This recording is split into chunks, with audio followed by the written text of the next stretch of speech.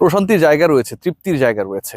এই টেস্টকে যদি আপনি একটু ভোলার চেষ্টা করেন, বাংলাদেশ দলের অস্ট্রেলিয়া সফর, 23 বছর পরে অস্ট্রেলিয়া সফর, ডারউইনে সেই টেস্ট 9 উইকেটে অস্ট্রেলিয়ার মাটিতে অস্ট্রেলিয়াকে 3.5 দিনে পরাজিত করা, 200 করতে না দেয়া, বাংলাদেশের 1 উইকেট হারিয়ে তাদের দেয়া লক্ষ্য তাড়া করা, কি অসাধারণ কেটেছে।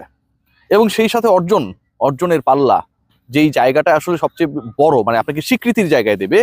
টেস্ট র্যাঙ্কিংয়ে এই মুহূর্তে বাংলাদেশের অবস্থান নাম্বার 6 টিম। আপনি মানেন না মানেন, গালি দেন, সমালোচনা করেন, বিরক্ত হন, খেলা দেখতে না চাওয়ার প্রতিজ্ঞা করে লুকিয়ে লুকিয়ে খেলা দেখেন, যাই করেন না কেন, এই অর্জন, এই মানদণ্ড, এই স্ট্যাট এবং এই স্বীকৃতির কোনোভাবে আপনি অস্বীকার করতে পারবেন না। এই মুহূর্তে বিশ্বের 6ষ্ঠ টেস্ট দল বাংলাদেশ। যেই বাংলাদেশের টেস্ট র্যাঙ্কিং, যেই বাংলাদেশের টেস্ট খেলা, যেই বাংলাদেশের টেস্টের কনসিস্টেন্টলি পরাজয় একটা সময় আমাদের জন্য প্রত্যেক দিনের গল্প ছিল, প্রত্যেকটা সিরিজের গল্প ছিল, ঠিক সেই বাংলাদেশ যখন এরকম পারফরমেন্স করে, তখন সেটা আপনাকে আমাকে যত সমালোচনাই করি না কেন ভাবতে বাধ্য করে যে এই দলটা আসলে ধারাবাহিক, এই দলটা জিততে পারে, এই দলটা অস্ট্রেলিয়াকে হারাতে পারে, পাকিস্তানকে হারাতে পারে, এবং একই সাথে প্রতিপক্ষের মাঠে গিয়ে জয় কিভাবে পাওয়া সম্ভব সেই রেসিপিটাও ভালোভাবে জানা। বাংলাদেশ তার ক্রিকেট ইতিহাসের, শুধুমাত্র টেস্ট ইতিহাসের না, সেরা সাফল্যটাই পেয়েছে এই অস্ট্রেলিয়ায়। আবার তাদের টেস্ট ইতিহাসের সবচেয়ে বাজে পরাজয়টাও রেজিস্টার করেছে এই অস্ট্রেলিয়ায়। কারণ অস্ট্রেলিয়ার বিপক্ষে অস্ট্রেলিয়া এসে আপনি হারবেন, বাজেভাবে হারবেন, এটা কিন্তু কমন। এটাকে আপনি কোনোভাবেই বলতে পারবেন না যে এটা কেন হইলো। আপনি যদি আরব আমিরাতে গিয়ে তাদের বিপক্ষে হেরে যান, প্রশ্ন থাকবে যে ঠিক আছে, তারা ভালো দল না, তাদের সাথে আমাদের কন্ডিশন মেলে, অনেক ধরনের যুক্তি থাকবে। কিন্তু আপনি অস্ট্রেলিয়ায় গিয়ে অস্ট্রেলিয়ার বিপক্ষে বাজেভাবে হারবেন, এটা এক্সপেক্টেড। হয়তো বাংলাদেশ একটু বেশি বাজেভাবে হেরেছে, কিন্তু ওই জয়টাকে অস্বীকার করা যাবে না, র্যাঙ্কিং এর উত্থান অস্বীকার করা যাবে না, হাসান মাহমুদের 6 উইকেট অস্বীকার করতে পারবেন না।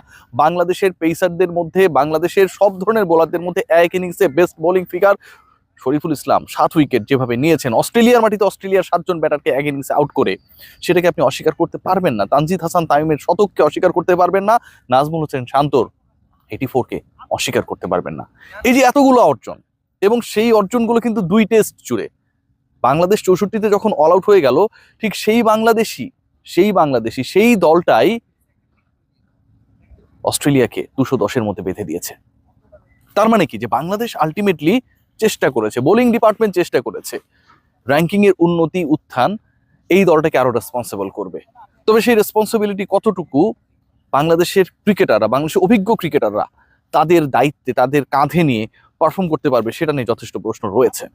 খেয়াল করে দেখবেন, মিচেল স্টার্কের বলে যখন তাইজুল ইসলাম বোল্ড হয়ে গেলেন, আউট হয়ে গেলেন, মুশফিকের কি দরকার ছিল তাকে ওই প্রান্তে ব্যাটিং করার জন্য অ্যালাউ করা, এই যে সিঙ্গেলস নিতে অ্যালাউ করা, পরবর্তী সময়ে আপনার টেল এন্ডার এক্সপোজড হয়ে যাওয়া। আপনি যখন হাসানদের সাথে, তাইজুলদের সাথে, মিরাজদের সাথে ব্যাট করছিলেন, তাসকিনদের সাথে ব্যাট করছিলেন, as a senior batter, campaigner of the team, বাংলাদেশের ইতিহাসের সবচেয়ে টেস্ট ক্রিকেটের হাইয়েস্ট রানের অধিকারী, যখন তাদেরকে এরকম একটা সিচুয়েশনে আপনার ভয় রয়েছে, আপনার আশঙ্কা রয়েছে দলের ইনিংস পরাজয় রেজিস্টার করার, এরকম একটা সিচুয়েশনে অ্যালাউ করে যে আমি ব্যাট করছি না, তোমরা ওপান্তে সামলাও, এটা কি কোনোভাবে এক্সপেক্টেবল? কোনোভাবেই না। খেয়াল করে দেখবেন লিটন কুমার দাস, বাংলাদেশের যে কয়েকটা বড় বড় টেস্ট উইন আমরা গত কিছুদিনে রেজিস্টার করেছি, মানে এই উইনগুলোই তো আলটিমেটলি বাংলাদেশকে ওই টপ 6-এ নিয়ে এসেছে। লিটন কুমার দাসের একটা বিগ রোল ছিল বাংলাদেশের 26 রানে 6 উইকেট যাওয়ার পরে পাকিস্তানের রাওয়ালপিন্ডিতে। What a performance by Liton Kumar Das, what a partnership Liton and Mehedi Hasan Miraz. সেই লিটন কুমার দাস অস্ট্রেলিয়ায় এসে অ্যাটলিস্ট রানের খাতা তো খুলবেন, সেটাও করতে পারলেন না। টানা 3 ইনিংসে ব্যর্থ, 3 ইনিংসে 3টা 0। লিটনের নাম, লিটনের যোগ্যতা, লিটনের রেসপন্সিবিলিটি, লিটনের সাম্প্রতিক পারফরমেন্স, লিটনের প্রতি আপনার আমার এক্সপেকটেশনস কোনো কিছুর অনুবাদ করে না। বাংলাদেশ ঠিক তখন হেরে যায় যখন মুশফিকরা টেলেন্ডারদের এক্সপোজ করে। বাংলাদেশ তখন হেরে যায় যখন লিটন কুমার দাসরা অতিরিক্ত প্রেশারকে ক্রিকেটটা ভুলে কাঁধে তুলে নেন, এবং সেটার প্রতিদানে 3 ইনিংসে 0-তে আউট হন।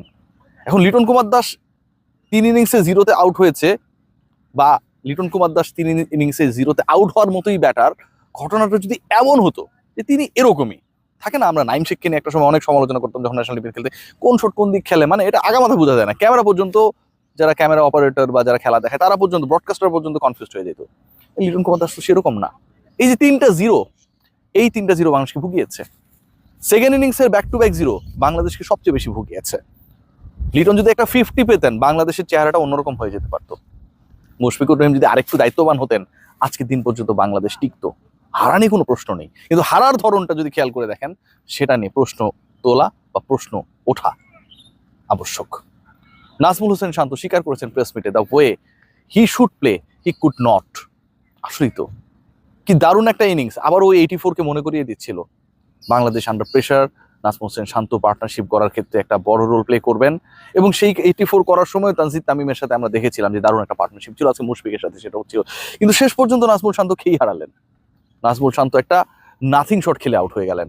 যদি রানের চাপ থাকতো, খেলা শেষ হয়ে যাচ্ছে, বাংলাদেশের জয়ের সম্ভাবনা রয়েছে, পরে 3 ওভারের মধ্যে 20 রান করতে হবে, এরকম একটা সিচুয়েশন, ওকে আপনি ট্রাই করেছেন, বাট আপনি টেস্ট খেলছেন। বাংলাদেশ সেকেন্ড ইনিংসে ব্যাট করছে, টেস্টের সেকেন্ডের ইয়েতে প্রথম সেশনে, দ্বিতীয় দিনের প্রথম সেশনে বাংলাদেশ ব্যাট করছে।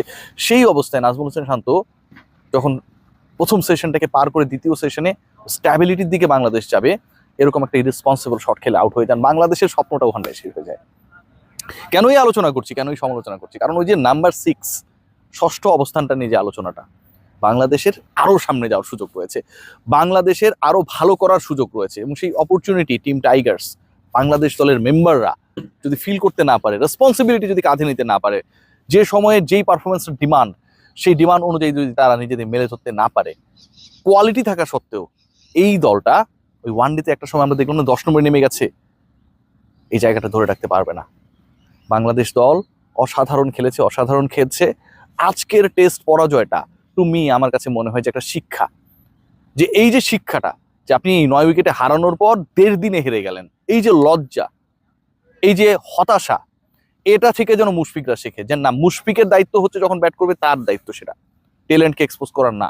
শান্তর দায়িত্ব যখন উইকেট আগে চলে গেছে, তিনি ভালোভাবে বিল্ড আপ করা শুরু করেছেন, জুটি দাঁড়াচ্ছে, সেটাকে নষ্ট করে দেয়া না। লিটন কুমার দাসের দায়িত্ব তার প্রিভিয়াস জিরো নিয়ে ভাবা না, আগের 2 ইনিংসে জিরো করেছে, এটাতেও করতে পারি, টেনশনে থাকা। No man, it's a new day, new game, you are a new player. So এই জায়গাগুলো নিয়ে বাংলাদেশি ক্রিকেটাররা যখন প্রপারলি ভাবতে পারবে, ওই হাসান মাহমুদ, মেহেদী হাসান মিরাজ কিংবা শরীফুল ইসলামদের যে পারফরমেন্স, যেটার মাধ্যমে আসলে বাংলাদেশ উঠছে, বাংলাদেশ নিজেদের অস্ট্রেলিয়ার মাটিতে অস্ট্রেলিয়াকে হারিয়ে নতুন করে চেনাচ্ছে, নিজেদের ক্রিকেট ইতিহাস নতুন করে লিখছে, এই রেসপন্সিবিলিটির জায়গাগুলোতে বাংলাদেশের ব্যাটিং ডিপার্টমেন্টের যারা ভরসার নাম, তারা যখন ঠিকঠাক হবে না, তখন বাংলাদেশের র্যাঙ্কিং, তৃপ্তি, পরাজয়ের পরও আত্মগ্লানির জায়গাটা থাকবে না। সবাই ভালো থাকবে।